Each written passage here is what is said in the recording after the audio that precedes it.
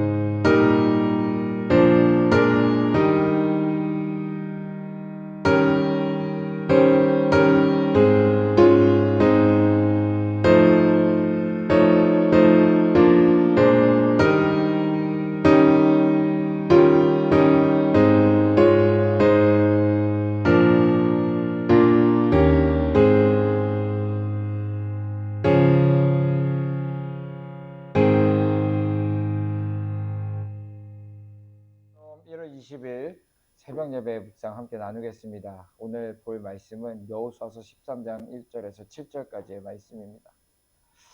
오늘 본문은 이렇게 시작하고 있습니다. 여호수아가 나이가 많아 늙음에 라고 시작하고 있습니다.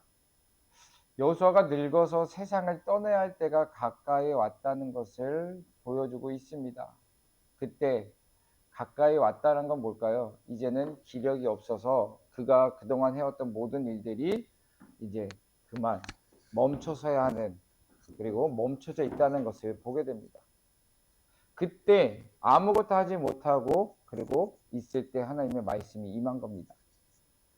약속의 땅에 들어오기 전부터, 그리고 약속의 땅에 들어와서 정복을 시작한 후 많은 시간이 지난 것을 여호수아가 나이가 많아 늙음에라는 것을 보면 알 수가 있습니다.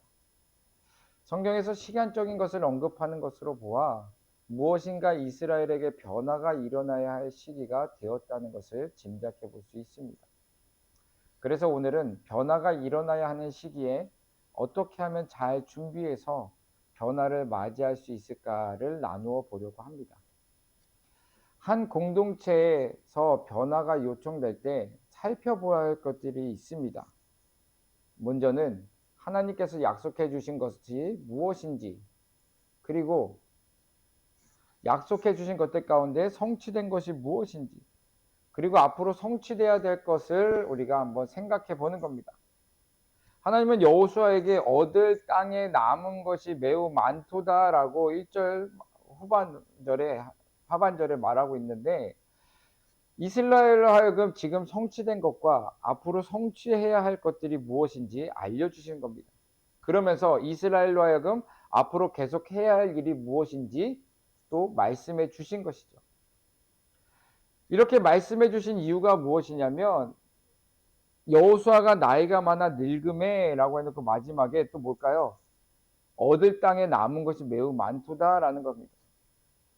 아직 이스라엘이 가만히 있으면 안 된다는 겁니다. 안주해서는 안 된다는 것이죠. 앞으로 해 나아갈 것이 계속해서 있다라는 겁니다.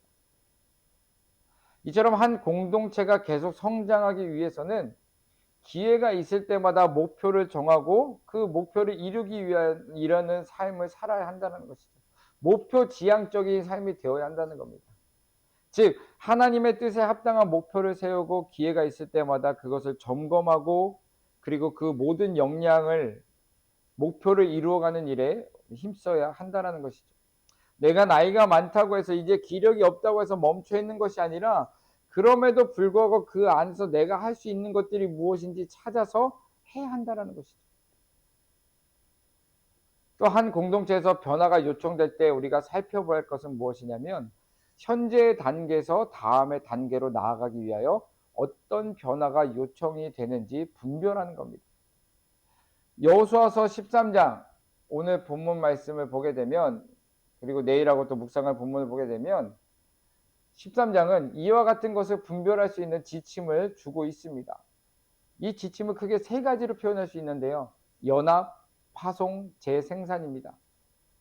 한 마음을 가지고 그것을 가지고 이루었을 때, 그리고 나중에 그것을 이제 분리시키는 겁니다.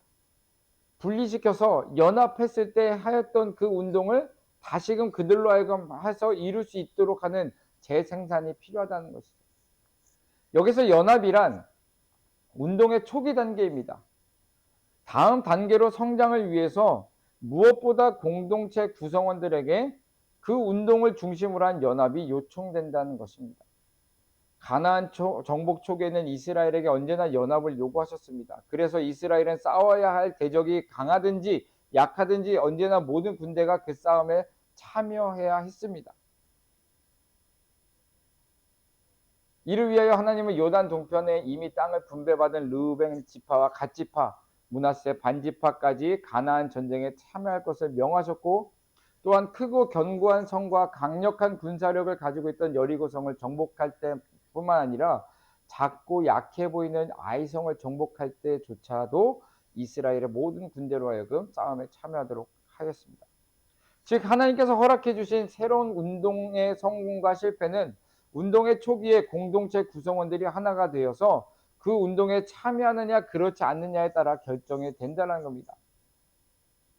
그렇게 새로운 변화를 위해서 무엇보다 공동체 구성원들의 참여와 하나됨이 중요한 것입니다.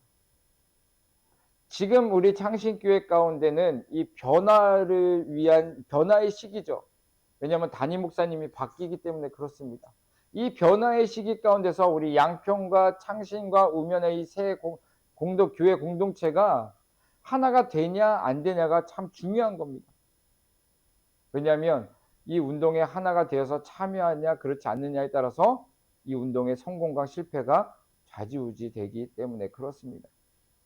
그런데 여기서 하나가 되었다고 해서 끝이 아닙니다. 여기서 또 다른 변화가 요청이 되었는데 이때 요청되어지는 것이 파송입니다. 이스라엘은 가나안 부족들 가운데 31개 부족과 싸워 승리하고 그들의 땅을 차지하였습니다. 이후 이스라엘은 이미 차지한 땅으로 만족하고 거기에 안주하고 있었던 것 같습니다. 그래서인지 여호수아에게 너는 나이가 많아 늙었고 얻을 땅에 남은 것이 많도다라고 말씀하시면서 이스라엘로 하여금 계속해서 가나안을 정복하도록 독려하신 겁니다. 이처럼 한 공동체에서도 시작한 운동이 충분히 성장 발전한 것이 어떤 것인지 알 수 있고 이와 같을 때 지속적인 성장 발전을 위하여 요청되어지는 것이 있다는 겁니다. 이 요청은 시작된 운동이 충분히 성장 발전돼서 그 성과로 인하여 만족하고 안주할 때 성장 발전을 위해서 요청된다는 것이죠. 그래서 올해 저희가 신년 축복 기도회를 한 것이 바로 이런 이유입니다.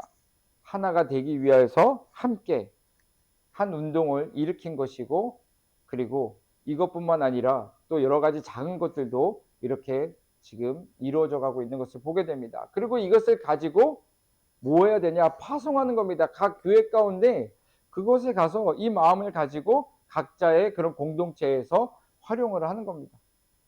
그리고 난 후에 무엇이 이루어지는 것이냐? 바로 재생산이 이루어지는 겁니다. 여호수아서 13장 이후 이스라엘의 가나안 정복의 역사가 새로운 방식으로 이루어지고 있습니다. 지금까지는 하나의 공동체로서 가나안 정복에 참여해 왔다면 이제부터는 각 지파에게 땅을 분배하여 주시고 각 지파로 하여금 분배받은 땅을 정복하도록 하십니다. 이제 하나가 아니라 각 개별로 움직이는 것을 보게 되죠. 파송되었습니다. 각 지역으로 파송되었죠. 그리고 그 파송된 곳에서 함께 했었던 것처럼 하나님을 의지하면서 하나님과 함께 그 가나안 땅을 정복해 나아가기 위해서 또 준비해야 한다는 겁니다. 가나안 정복하던 하나의 공동체는 12개의 공동체로 나누어졌습니다.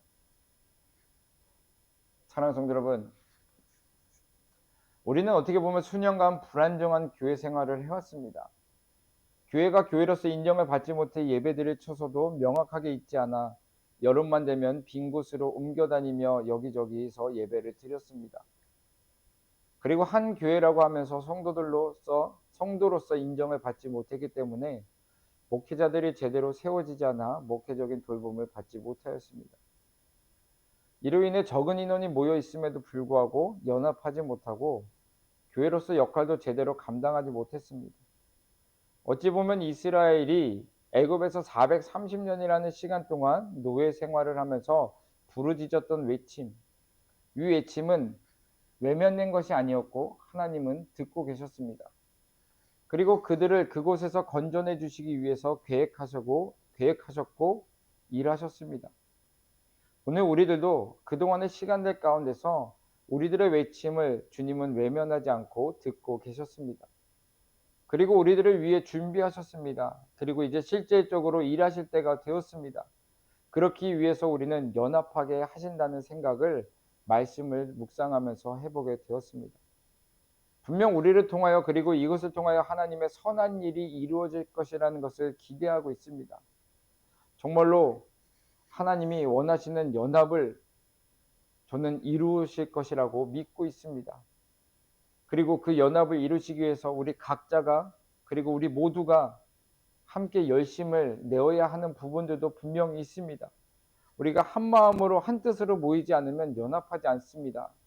그러나 어제 여러분들이 예배드리기 전에 모이셔서 성전을 정결하게 하시는 그 모습을 보면서 너무 감격하고 감사했습니다. 왜냐하면 그 2년 동안 여러분들에게 외치고 기도했던 그 기도의 응답이 하나도 땅에 떨어지지 아니하고 이제 열매를 맺으려고 하는 모습을 보였기 때문에 그렇습니다. 그리고 또 한편으로 하나님 앞에 기도했습니다. 하나님, 이 마음이, 이 믿음이 하나님 변질되지 않고 흔들리지 않고 넘어지지 않도록 붙잡아 달라고 기도했습니다. 그리고 또 기도합니다. 하나님, 이것을 통하여서 정말로 하나님의 귀한 역사가 일어나며 선한 일들이 이루어지게 해달라고 기도했습니다. 그런데 여러분, 저만 기도하는 것이 아니라 이를 위해서도 여러분들 끊임없이 기도를 하셔야 합니다. 함께 한 마음으로 하나님을 의지하면서 기도하며 나아갈 때 우리는 연합할 수 있게 되는 것이고, 또 이 연합된 이 우리를 통하여서 하나님은 일하실 것이고, 그 일하심을 통하여서 교회가 되게, 성도로서 그리스도의 장성한 분량에 이르기까지 우리를 이곳 가운데서 믿음의 훈련을 시켜주실 것이라 저는 믿고 있습니다.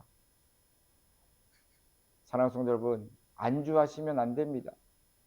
내가 나이가 많다고 하여서, 내가 나이가 어리다고 하여서, 내 환경이 어렵다고 하여서 그것과 상관없이 우리는 우리를 사용하시고 우리를 믿음의 길로 계속 이끌어 가시려고 하시는 그 하나님을 우리가 바라보면서 오늘도 그 하나님을 의지하면서 기도하면서 승리의 길을 걸어가실 수 있는 저와 여러분들이 되기를 주님의 이름으로 축원합니다.